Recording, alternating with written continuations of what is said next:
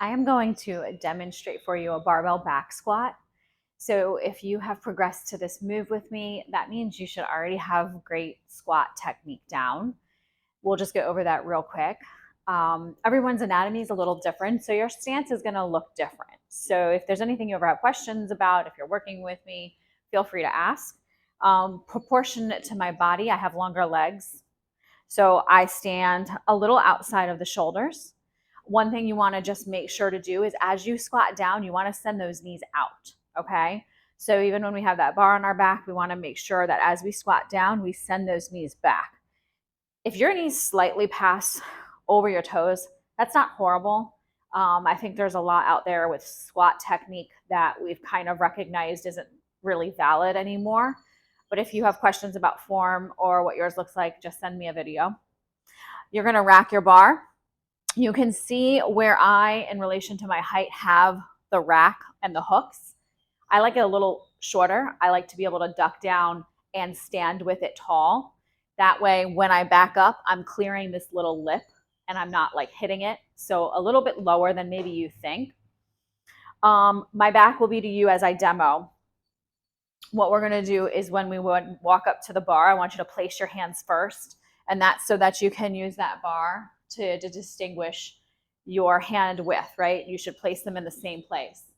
And then after the hands are there, you're going to leave them there. You're going to duck under and secure that bar right on top of your shoulders or your traps. And then what I want you to do is make sure we lock our elbows down to the ground. So we don't want to leave our elbows, I'm going to turn around, flaring out to the back. I want you to lock them down, and that just kind of protects the back and makes it feel just a little bit more secure. So think elbows directed to the ground. And then you're going to walk away from the rack. So you're going to lift up that bar and then take 1 to 1.5 steps back. You don't need to travel a mile away from your rack. I see people take way too many steps, right? Keep it close so that when you're done with your squats, you just walk a step back and you unrack that bar.